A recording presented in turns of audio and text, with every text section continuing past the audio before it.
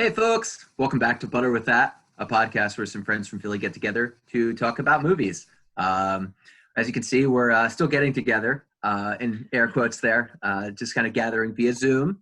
But a nice way for us to stay in touch and a nice way for us to still bring you content. So we hope that you folks out there are doing well. How's everybody here doing?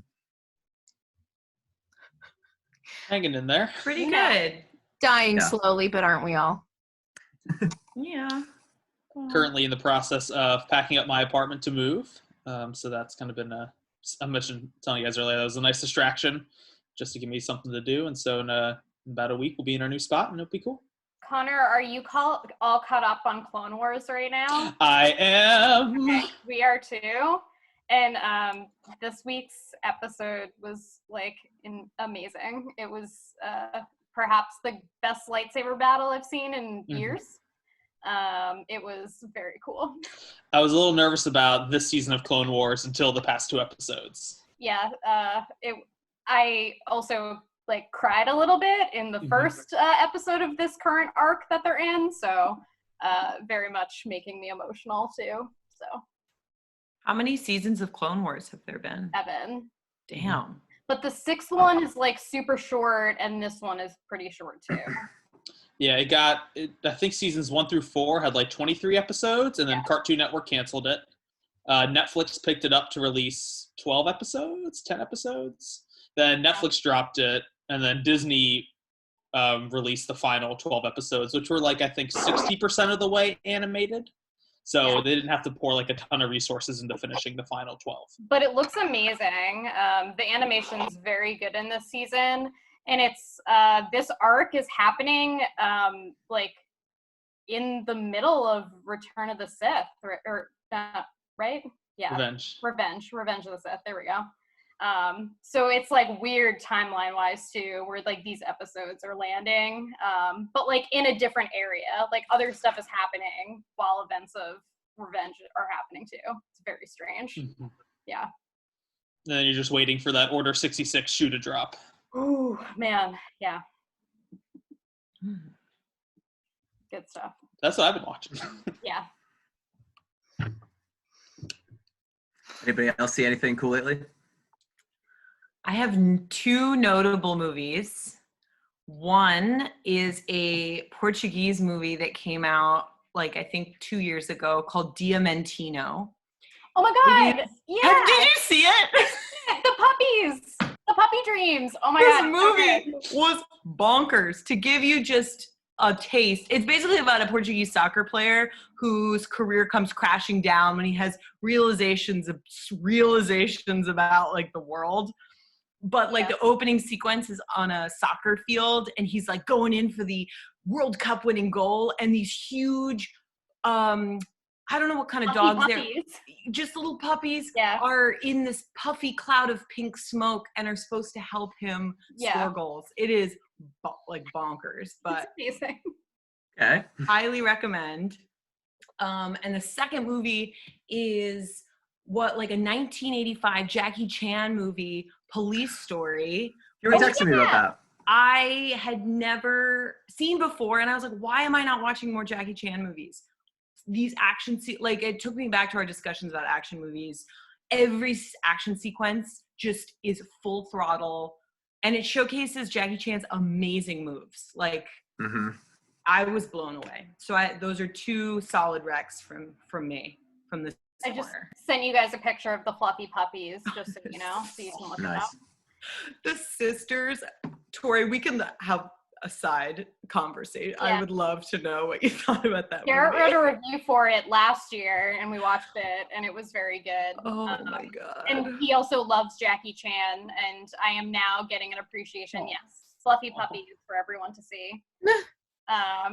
I am also getting an appreciation for him and his choreography, because some of the fight scenes in those movies are just so good. His whole team, he directed and wrote Police Story, and the whole team of actors he has and stunt performers and in every fight sequence is amazing. They're all amazing. After watching Death of Stalin, I finally watched, it's been on my list for a while, the new Suspiria that came out in 2018, which I know, Dave, you know one of the dancers in, right? Our friend Annalise, yeah. She's one of the kind of one of the lead dancers in the movie. Yeah. I liked it a lot. I get why people are annoyed that they remade like a 70s horror classic, but this movie honestly like gives me a lot of stuff that I felt wanting with the original. Like the original's about a dance school and you don't even ever really see them dance. And this one, on the other hand, the dance sequences are like crazy. They look amazing. The sound design is really good. You like hear them like breathing in, like whenever they're doing these like insane moves. It was very good. I liked it a lot. It's very long. It's like 2.5 hours long. It is long. But I liked it a lot. And Tilda Swinton playing 3 roles. I know. Oh, Yeah, right. very About good. that. She's pretty subdued for like Tilda. I thought she was pretty good in all of the roles. Nice. Sam, have you seen anything? It's been kind of a hard week, so the things I was watching was only like things to make me feel better. So of course I watched The Mummy. I was so desperate that I don't have a DVD player up in my room, only downstairs.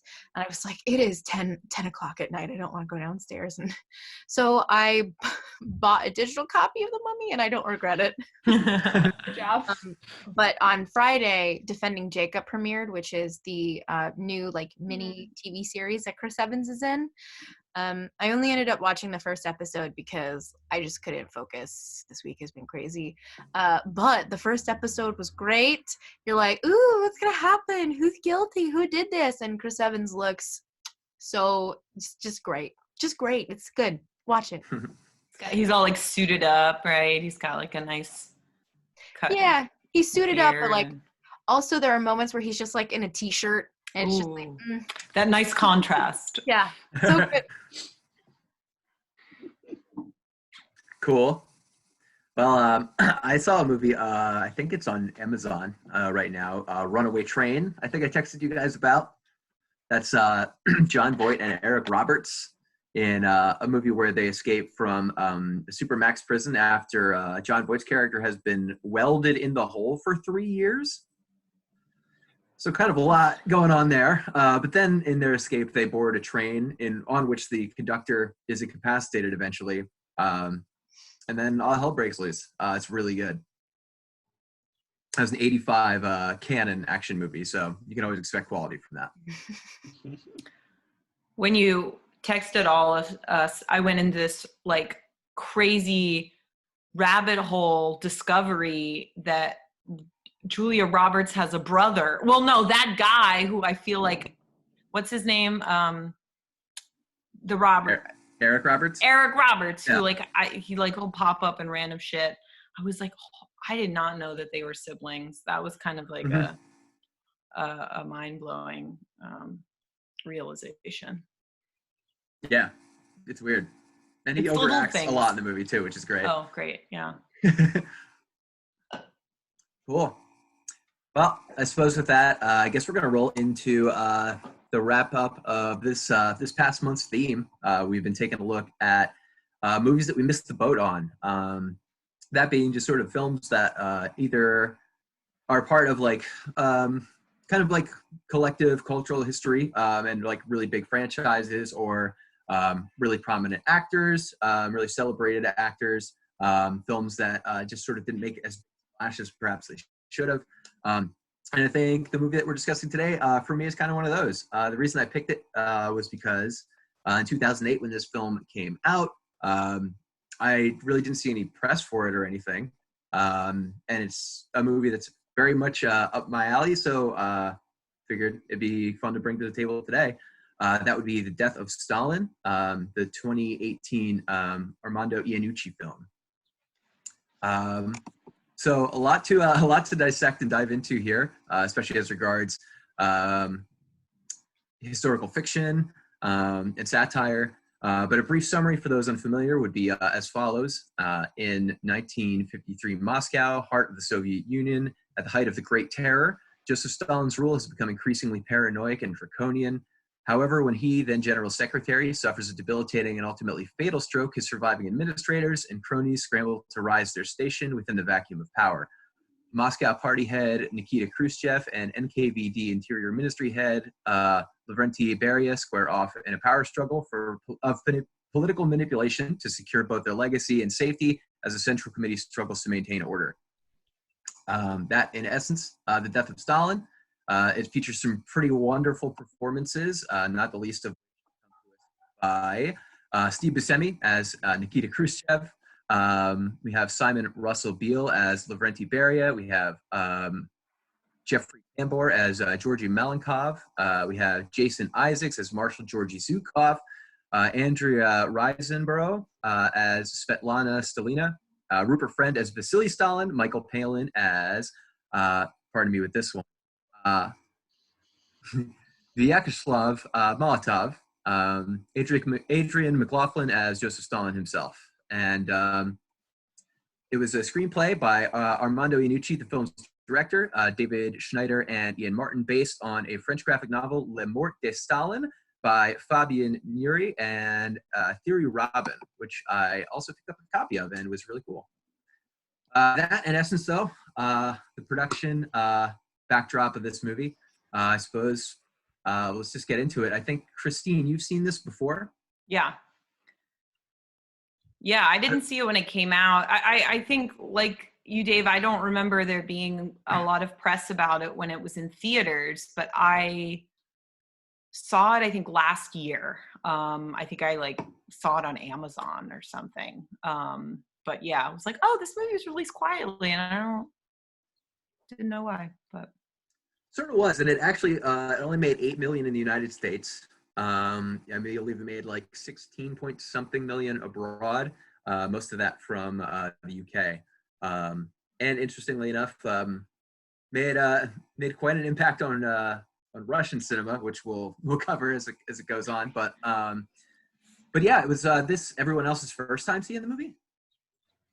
I've seen the In the Loop, the other movie he did, and I also watched The Thick of It, which is the TV series that In the Loop was like part of. Cool. So this is very much in that vein, which is cool because I like that kind of like dry, political satire. Nice. Well, Connor, Sam, you guys first seeing it. How'd you feel about it? I think this is one of the best movies I've seen in a while to handle slapstick. Like the physical comedy, I did not see coming. I was like, oh, this will probably be a satire about politicians, but everybody's just on their game with the physical comedy. There's a scene early in the movie where they find Stalin is dead. He had a cerebral hemorrhage, stroke, some kind of things, lying on the floor, pissed himself. Nobody wants to touch the piss. Like the whole ministry cabinet's there to they have to pick him up to bring him to the bed. And there's just so many wonderful moments of just really excellent physical comedy, and the writing, the dialogue is so sharp as well that I was really every scene just glued watching it. Nice.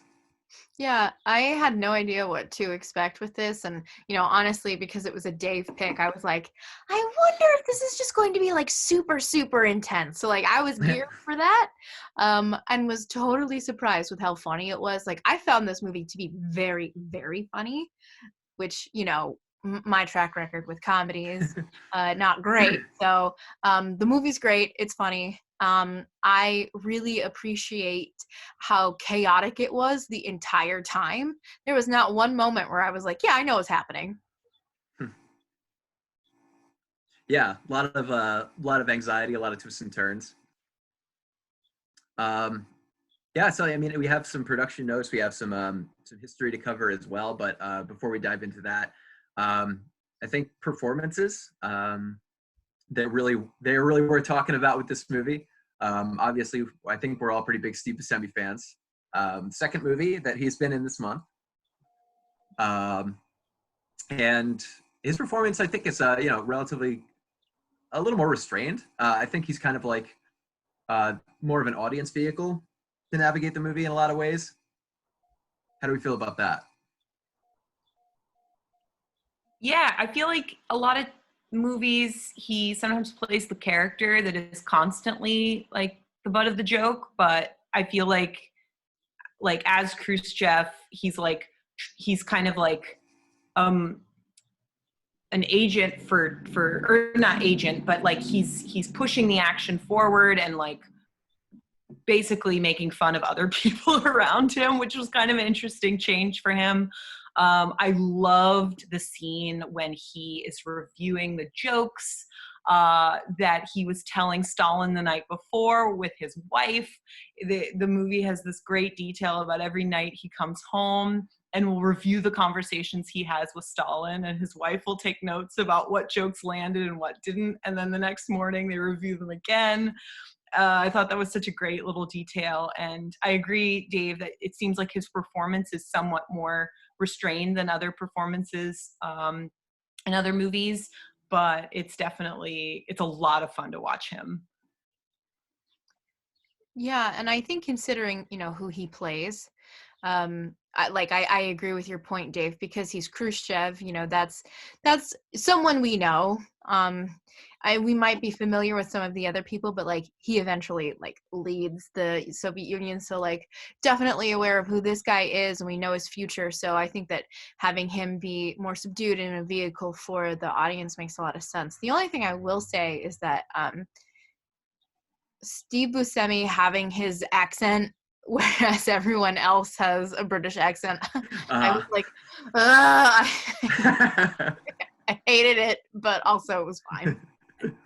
I feel like some of the reviews I was reading, something that some reviewers really liked was the fact that all performers kept the accents they had. And Iannucci was interviewed or asked about it, and he was like, it's something sometimes it takes away from the performance if an actor is trying to perfect like a Russian accent, even though they're still speaking in English. It seems like it would diminish the impact of the actual performance. I thought it added to the comedic element. I thought it was hilarious that like there are a bunch of British actors with those regional accents, and then you have Jeffrey Tambor and Steve Buscemi with American accents. That was just really funny. Well, one way I think that played nicely into the film and taking place in the Soviet Union is that it's such a huge effing country. Was that, Stalin, I think it's great that he had a Cockney accent, because historically, Joseph Stalin was from Georgia, so he had a very thick Georgian Russian accent. So I think it was just, I don't know if this is done intentionally, but just sort of a nice, representing sort of just how culturally distinct Russia at that time was. He was a Georgian cub. Oh my God.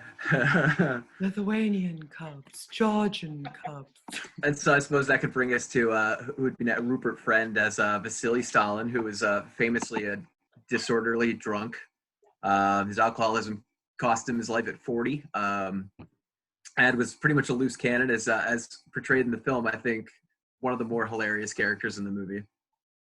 He was so funny, and I was like, I thought both the siblings were very good, but when he came on set, I was just like, I don't have any idea who this fucking actor is, but he's like stealing the show when there are so many other actors who I like know and love.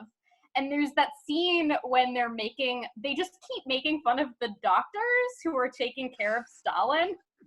And there's the young doctor who, he goes, how old are you? And he goes, I'm old. And he just goes, you're not old.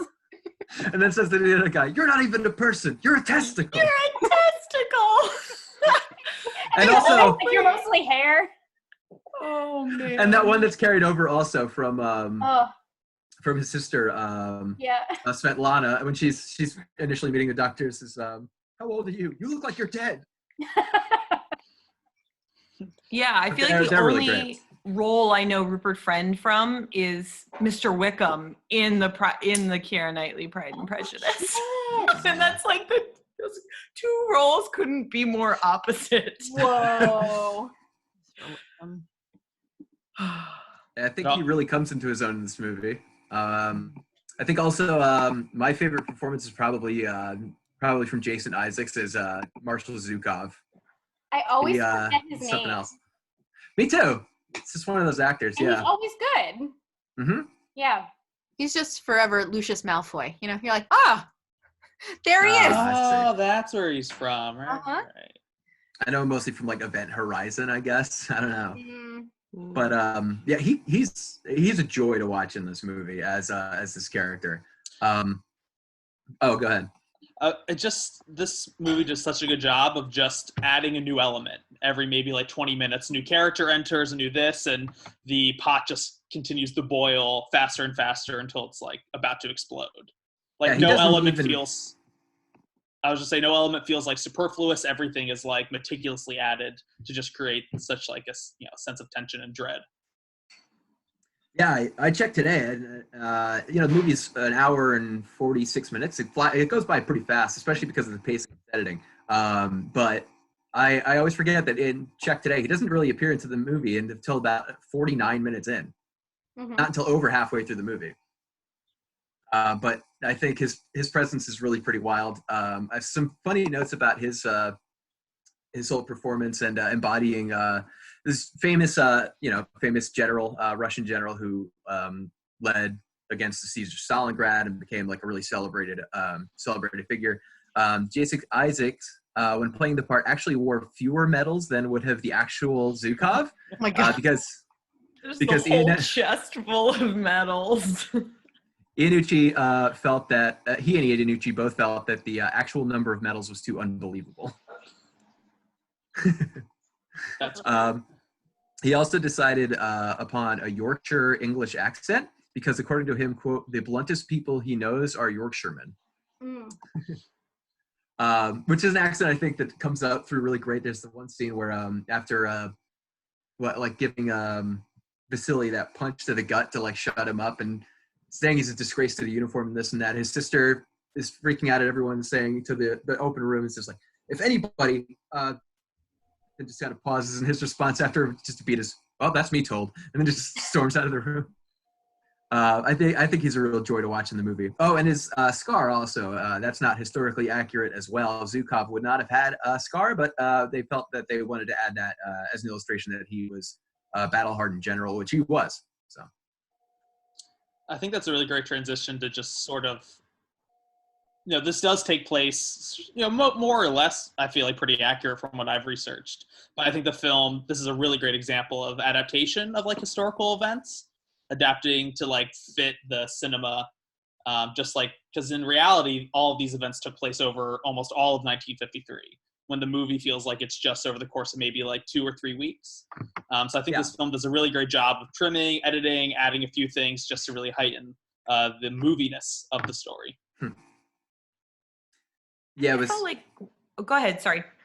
Oh no, I was just going to add that it's interesting to read watch by contrast to the graphic novel, which is a good deal more serious in tone, but also takes a lot of the same historic liberties. But yeah, go ahead. I was just saying, I think the fast pace fits the tone of the movie. If this Iannucci's clearly not striving for like a completely historically accurate play-by-play of what happened. I think tone and snappy dialogue and quick action and slapstick elements, like Connor, you were mentioning earlier, I think are at the forefront of telling a story. So I feel like just fitting everything within 3 weeks makes sense as far as matching the feel of the movie itself.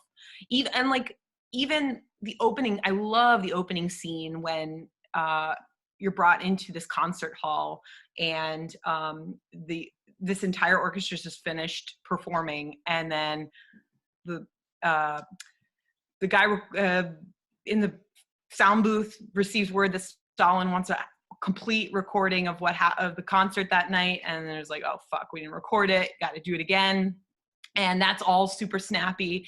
And I feel like from that very opening shot, it had a very in the loop vibe, where people are constantly yelling at one another, somebody's fucked up, and then they're just like throwing curses at one another. But I think that it like sets up this sort of crisis situation, and reveals like how people, especially put in positions of power, it basically shows how chains of command unfold. And I feel like that's going to be a through line through the rest of the movie, and how people in power are constantly looking for ways to deflect responsibility. You see that played out within the small circumstance of like the guy in the sound booth being like yelling at his subordinate, like it's going to be your head if this fucks up. But then throughout the movie, we see this on a much larger scale. Powerful people basically completely removed from the devastation of what's around them and deflecting responsibility, accountability, any sense of like moral like accountability onto other people, or just being like whatever. But I feel like the quickness of that opening sequence lays perfectly out what you're in store, like what's in store for the rest of the movie. Yeah, I agree. It's a nice maintained sense of both comedy and tension, both humor and horror, a deathly serious situation interpreted with liberties through comedy. So yeah, I agree. I think it sticks the landing with those. One of my favorite little moments is after Stalin does receive the recording, the pianist slips like a letter into the envelope, falls out into the ground as Stalin's taking the record out, and you're like, oh man, he's going to see it, puts the record on, plays for maybe 2 seconds, and then pauses. And then restarts again. And you're just like, oh my God, did they mess it up? Like just tiny little details like that really, for me, just brought this movie to life. The note too, I mean, have people here watched like Monty Python's Flying Circus like episodes? Some. So Yeah, Michael Palin's in it, which was very exciting because I'm a He's huge great. Monty Python fan. But there is early on in the series, there's a joke about like a sketch about a joke that is like deadly. So as soon as someone reads it, they laugh and it kills them. And so when Stalin reads the letter and then just starts choking and keels over, I was like, oh my, like this is a Monty Python sketch that they have used like in this movie, which is really funny. I hadn't thought about that. That's really cool. That's a nice tie-in. Yeah. Michael Palin is one of my favorite moments in the movie. We have a really quick one that's here we go. Pardon me. I can always tell when everyone else is just like one of my favorite moments is when they're plotting to work as a council against Beria and blame him for the recent slaughter in the Capitol. And they're in the car, and Michael Palin is walking over to the car and is shouting at you're a murderer, Nikita Khrushchev. And it's like, what's your problem? And he's just like side mouths over to them as he's walking the dog to the car. Just, in the car, I can't say no. And then when they actually climb in, he's talking about how Khrushchev will have to have the council majority to actually act. So he's got to rally everyone else. And Michael Palin is just to deafen the sound of their conversation to the drivers outside out of fear of being overheard. Has his dog in there and has like a ball or a treat that he's taunting him with and making all this noise. And then just before the scene cuts is, I think probably an improvised thing for Michael Palin where he just kind of turns to the dog and all the seriousness of the situation is, yes, Uncle Nicky better work quick or he'll be dead, won't he? He'll be dead. He has another great moment at the beginning when he does not know it yet, but they've just released his wife from prison. And he's like talking about her with Nikki and what's the other guy's name? Malenkov. Oh, Beria, yeah. And they're like, oh yeah, I mean, like your wife was put away, and he's like, that treacherous whore. And then they're like, and she's back now. Yay! Like, yeah. Yeah, it seems pretty great too. Yeah, that element was great too. It's like this like huge shift in power is about to happen and everyone's just super paranoid and everyone is just like, should I continue to say what I think I should be saying? Like, oh no, it's so upsetting that Stalin is dead. Well, like we're going to miss him so much. Or do I like start revealing what my true intentions are? Do I like celebrate the arrival of my wife, or do I continue down this story or like with this story that she's a traitor to the country? But yeah, that was a great scene. Is Dave? Oh. Yeah, I missed all that. Everyone's just a traitor. Oh.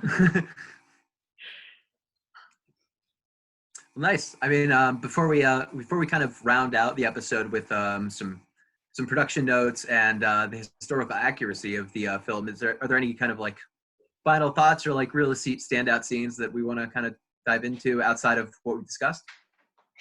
A major thing, like for me, that I kept thinking afterwards, like I loved the film, but it was weird because I felt like conflicted with it more than I did things like In the Loop or The Thick of It, or like Shin Godzilla, which is very similar to this too, where it's like, you know, just the government being a fuck up when there's like a monster attacking the city. But like this one, it's like an actually like scary dictatorship. And a lot of the scenes, like when they're coming and just like grabbing people out of their homes, like are pretty legitimately scary moments. But then it's balanced out with this humor, but like not to totally compare it to our time right now, but like we're living in like pretty scary times with the person in charge who is unfit to be in charge.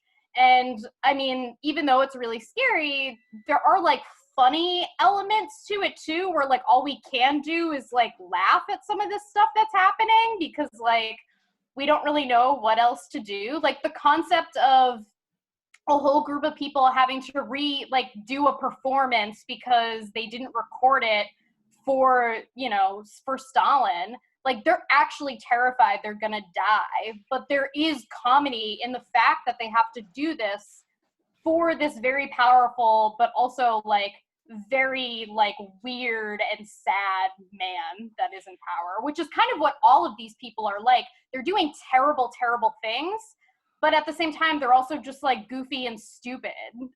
And that's a lot of these people. I think you also see that contrast in that concert scene when the conductor, having heard that he has to redo this concert, he faints or dies. I don't know what happens to him. Faints, it's out of the picture. And they have to go find a new conductor. And so somebody goes from the concert hall to go knock on the door of the apartment of the new conductor. You see him inside with his wife because the NKVD is also out in the streets rounding people up basically to be killed. And so the conductor thinks that he's about to be taken away and killed, but really he's going to have to go lead this concert. So I feel like those two sequences happening at the same time talk about, or like connect to what Tori was talking about, this intense, these two competing like tones of like comedic situation. Oh, we have to redo the concert. Oh, what a crazy thing this is with like life or death situations. As people, are being taken away from their homes. Which definitely for me kept my heart pretty racing the whole time. Yeah, men in power with like fragile little egos is scary as fuck. Something that I really liked too was, well, what happens after and what happens when those people come back? So something that was like so scary. And, you know, I think we see a lot of in the time we're living right now is how just like regular people can become like overzealous and get caught up in these like really like horrific ideologies. And it was such a small moment. So when the police were going around and rounding up everybody, they asked the son, "Where's your father?" And like, he's terrified. So he's like, he's in there. And then at the very end, the father comes back and the wife is so excited to see him back. But the father and the son share this moment where he was like, "I know you fucking told them that I was in there." And like, how are they going to reconcile that? And so, you know, that part in particular really struck me as like, oh shit, that's exactly what's going to happen once Trump's out of office. Yeah, real shit. Well, speaking of real shit, I guess there are some kind of key notes as far as the accuracy of some of the stuff featured in this movie. Again, it's a historical fiction. Iannucci himself has said, quote, "I'm not saying it's a documentary. It is fiction, but it's inspired by the truth of what it must have been like at that time. My aim is for the audience to feel the sort of low-level anxiety that people must have when they just went about their daily lives at this time. So that being the overarching goal, I suppose, of what he was doing. It's been criticized to a degree. For example, Samuel Goff of the Department of Slavic Studies at the University of Cambridge says that while the film's historical discrepancies can be justified to help focus on the drama, he wrote that turning Beria into, quote, an avatar for the obscenities of the Stalinist state missed the chance to say anything about the actual mechanisms of power. Goff argued that Iannucci's approach to satire wasn't transferable to something like Stalinism, and the film is fundamentally ill-equipped to locate the comedy inherent in Stalinism, missing marks it doesn't know it should be aiming for. Interesting. So it's gotten sort of a mixed reception from historians, especially, as one might imagine with historical fiction. And it does take some historical liberties. For example, Molotov, character played by Michael Palin, was not at the time foreign minister when Stalin died. He was fired in 1949, but then returned in the post-Stalin reshuffle. Marshal Zhukov, is played by Jason Isaacs, and not Field Marshal Zhukov, as is said in the film, was a local field commander when Stalin died, actually exiled to the provinces because of Stalin's paranoid jealousy of him. It was actually Khrushchev, not Malenkov, who chaired the meeting to reorganize the government after Stalin's stroke. And one fundamental difference is that Beria was arrested 3 months after Stalin died, not simultaneously. And that was basically because of a 1953 East German uprising, not a massacre of mourners in Moscow. Furthermore, he was not the head of the NKVD at the time when Stalin would have died. He gave up the position in 1946. And that's sort of a big moral crux of the film, or at least he presents us as kind of that historian points out, is sort of he's an example of the sort of more sociopathic and ruthless totalitarian political manipulation that was going on in that era in the Union. And then we, see him killed in the end for it. But yeah, I don't know. How do we feel about that? I mean, as far as making those changes, making those adjustments for the sake of heightening drama or the pace of the film? I'm glad you brought up, like, the issue of historical accuracy. I know I, at the beginning was like, well, I think if it's in service of, telling a snappy comedic story, fine. But I think actually, Dave, you bring up a really important point about what does it mean to tell a story, a real story, and not stick to facts rooted in what actually happened. And I think it's a question that I don't know if I have an answer for right now, but it definitely, I think, is an essential thing that you brought up. This is a comedy about a horrific time period. And so, yeah, I guess what is lost by not having the details of something that's historically accurate? And Sure. does it undermine the truth of what happened? Mm-hmm. I guess. Yeah, I don't have an answer either. So, go ahead. Yeah, a thing I was thinking too, because all of these people are probably behind some really terrible things that happened to many, many people. I keep thinking maybe for him it didn't matter what the event was that was the reason this person fell out of power, it could have been anything. They just wanted to find an excuse to get rid of someone. And so they just were okay, cool, now's the time to jump on it. And so I guess maybe, I also don't really know the answer if there's right or wrong, but I can see being okay, it doesn't matter what it was. They just were going to find an excuse to get rid of someone when they wanted to get rid of someone.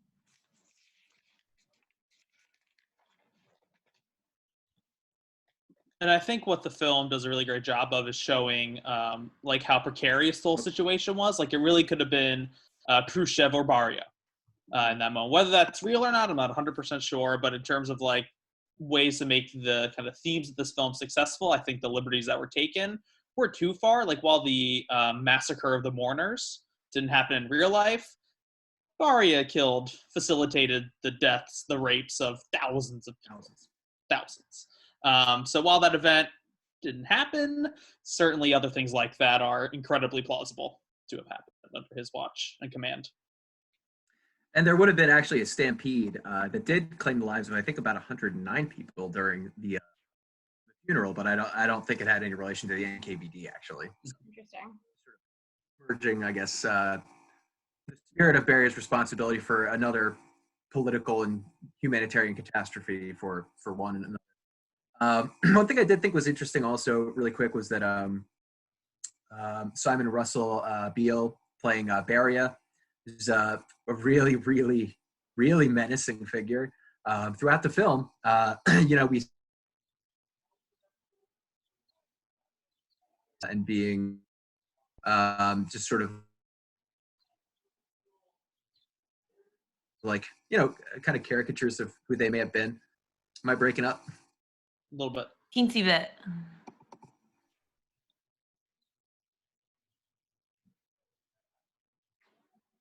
Sorry, am I good? Mm-hmm. Okay. Nope. Oh. Nope. Sorry, everybody. I don't know what's going on with my internet right now. Shoot.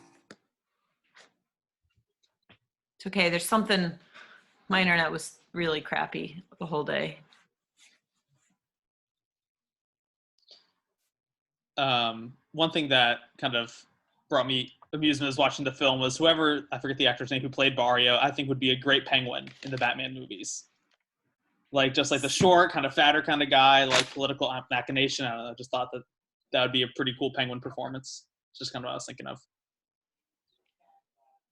Yeah, Dave, what did you think of his performance? Oh, yeah, I just got the very end of that. Yeah, Penguin would be that'd be a good call. I thought his performance is great, but one thing that I think is interesting is that the real tone shift at the end of this movie is almost like an emergent sympathy for that character as he's being, like, betrayed by everyone else and just pleading for his life. That being said, I mean, of course, he was historically a monster, a known criminal rapist, murderer, and, like, personally a murderer, even in an era of, like, institutional murder. And also, I think it's just sort of, I mean, it is in fact also interesting that he did plead for his life when about to be executed. When, of course, I'm sure he heard those pleas all the time. But it's a weirdly humanizing moment that kind of frames everything, the stakes of things really appropriately at the end of the movie in a way, but I think also does it only through these central characters who were responsible for all this without addressing kind of the national situation or the true tragedy or anxiety that was experienced on a common level, at least as far as capping off the movie. Mm-hmm. Yeah, the movie is kind of closed off, because it's just within those circles of power. And so we don't really we get those momentary glimpses of the perspective of, like, thousands and thousands of other Russians who weren't in positions of power, whether scenes where they're getting taken away from their homes. There's a very arresting scene when some political prisoners are getting shot, and then just in a split moment, it's like they're going down the line and shooting them in the head, and then the guy who's shooting them gets a call. It's like, oh, you can stop. We're starting to release prisoners. And it's, like, supposed to be funny about how arbitrary decision making is and how it impacts all of those people's lives in such sudden instances, but it's also is just like horrific. So those are the only glimpses you have, or mourners at Stalin's funeral. And so I think it's intentional that it's confined within just within the perspective of all of these men of power. But then you start to compare the characters. You're like, well, Khrushchev isn't as bad as Beria, and then I think those humanizing moments come from just having to compare all of these characters with each other. Mhm. And then I found myself like having sympathy for particular characters, but then having to like step back and be like, wait, they are who they presented in the movie only in relation to the other characters who are very cavalier with the lives of everyday Russians.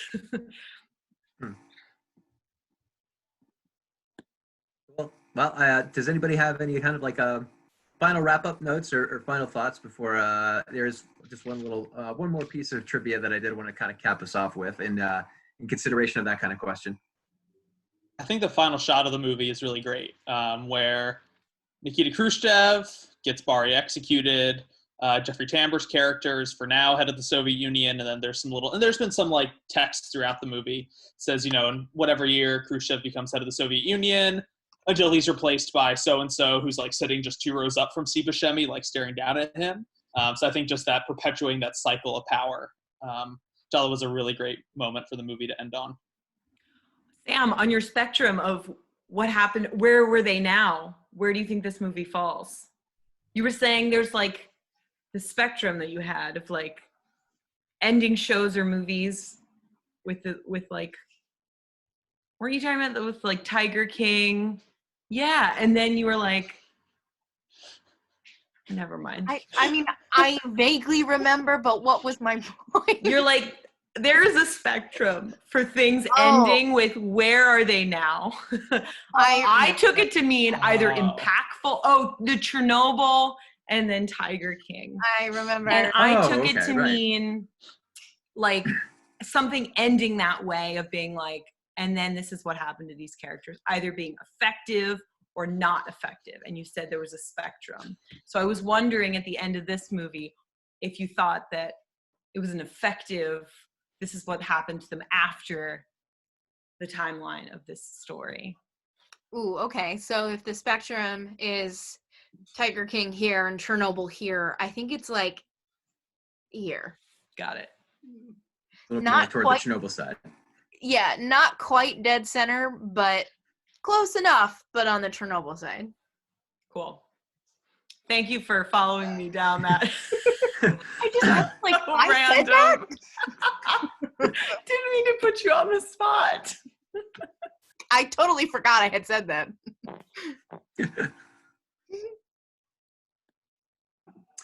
Nice. Well, just one little thing to lead us out on, and that would be, as I mentioned before, the film's reception in Russia, and that would be that the film was ultimately banned in Russia on January 23rd, 2018, 2 days prior to its scheduled release. One member of the Culture Ministry's advisory board was quoted as saying, "The film desecrates our national symbols, the Soviet hymn, orders and medals, and Marshal Zhukov is portrayed as an idiot." I don't think necessarily, but at any rate. Also noting that the film's release was in advance of the 75th anniversary of the end of the battle and siege of Stalingrad would be, quote, an affront to Russia's World War II veterans. So a movie that's felt pretty hotly about over in Russia, but here in the States, if you feel like checking it out, it is right now on Netflix. And again, the movie that I missed the boat on, and I think would have been one of my favorites of the year had I seen it at the time. So I would say if you get an opportunity, go ahead and check it out. So I guess that's about all I have for this one. We'll be seeing you next time. But will we? Yes, we will. Dave? Come back, Dave. Come back. Come back to us, Dave.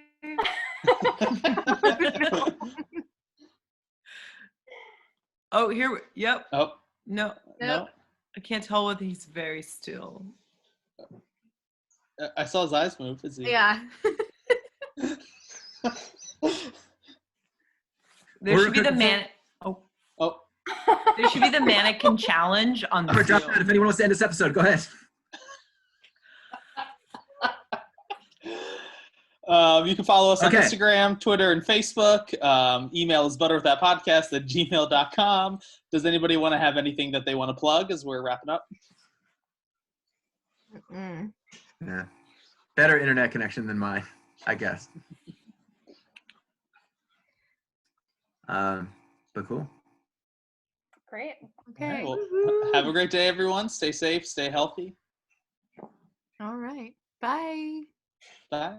See ya.